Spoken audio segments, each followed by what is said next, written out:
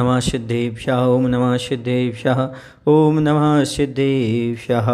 महावीर प्रभु की कथा कहता हूँ मैं आज, मन वच तन से नमन हो पूर्ण बने सब काज।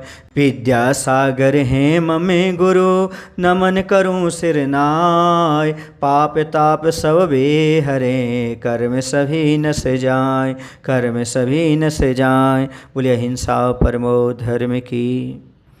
वर्तमान शासन नायक वर्धमान भगवान की जय। आचार्य शकल कीर्ति महाराज की जय। आचार्य विद्यासागर जी महाराज की जय। बंधुओं, पिछली कथा में हमने देखा था कि निमित्त ज्ञानी को बुला करके ज्वलन जटी ने इस बात को समझा था कि आखिरकार हम किसके साथ अपनी पुत्री का विवाह करें।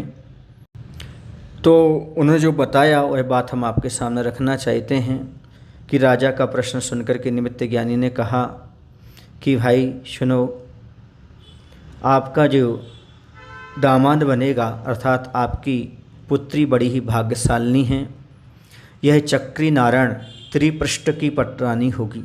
बंधु, आप समझ रहे हैं त्रिपृष्ठ का जीव कौन है? जो कि अपन पहले से चले आ रहे हैं, वह जो मरीचि का जीव है वही है भवधारण करता हुआ त्रिपृष्ठ का नारायण पद को प्राप्त हुआ है। वह चक्री नारायण आपको विजयार्थ के दोनों ओर का राज्य दिलवाने में समर्थ होगा, इसमें किसी प्रकार का संदेह नहीं है। यह बात निमित्त ज्ञानी उस पुत्री के पिता से कह रहा है।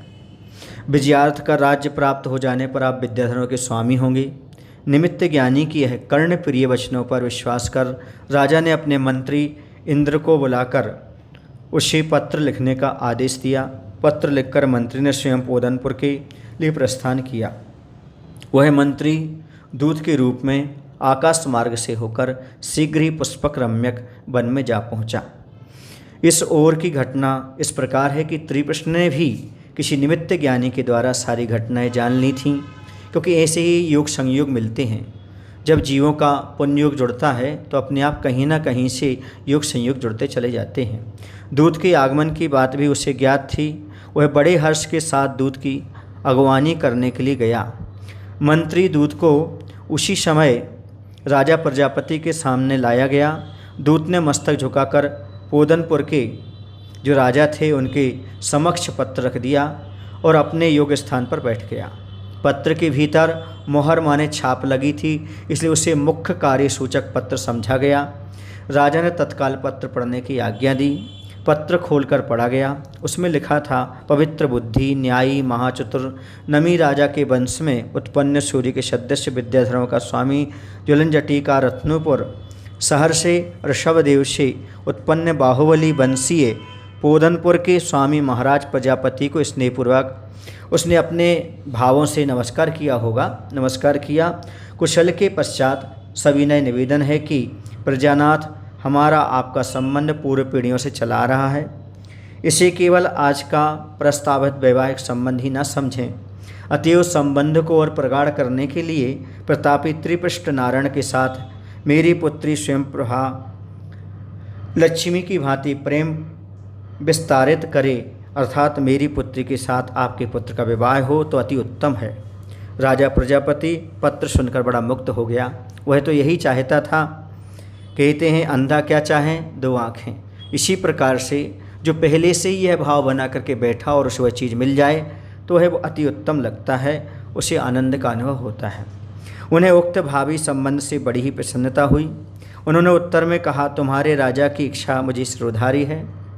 मंत्री दूत योग्य आदर और दान आदि पाकर के वहाँ से शीघ्र ही लौटा।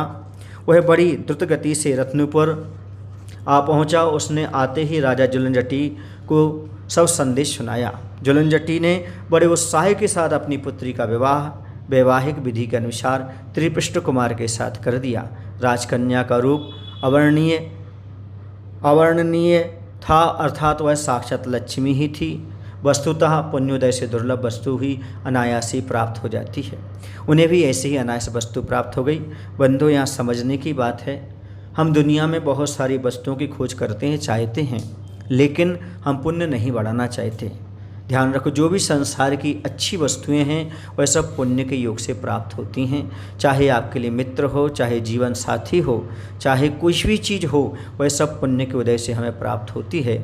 इसलिए हम सभी का कर्तव्य है कि हमारे लिए हमेशा पुण्य के प्रति सचेत रहना चाहिए, सतर्क रहना चाहिए, पुण्य की क्रियाएं हमेशा अपनाते रहना चाहिए। जो जीव पुण्य की क्रियाएं अच्छी तरह से अपनाता जाता है उसे इस भव में भी सुख मिलता है और पवभव में सुख मिलता है, क्योंकि यह पुण्य के माध्यम से ही सारी चीज़ें संपादित होती हैं।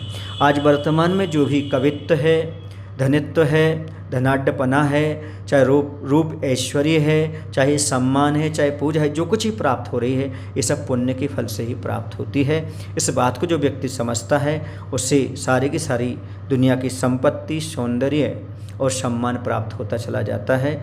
इसलिए प्रत्येक प्राणियों के लिए हम यही उपदेश देंगे कि आप पुण्य की क्रियाओं में लग जाइएगा, पुण्य वृद्धि में लग जाइएगा, ताकि आप भी आगे और अभी भी सुख का अनुभव कर सकें। बोलिए महावीर भगवान की जय। आगे हम आपको ये बताएंगे कि आखिर आगे होता क्या है, क्या चीज़ होती है। विवाह तो हो गया, लेकिन विवाह के बाद क्या घटना घटती है यह जानना भी बहुत ज़रूरी है। बोलिए महावीर भगवान की जय। आचार्य विद्यासागर जी महाराज की।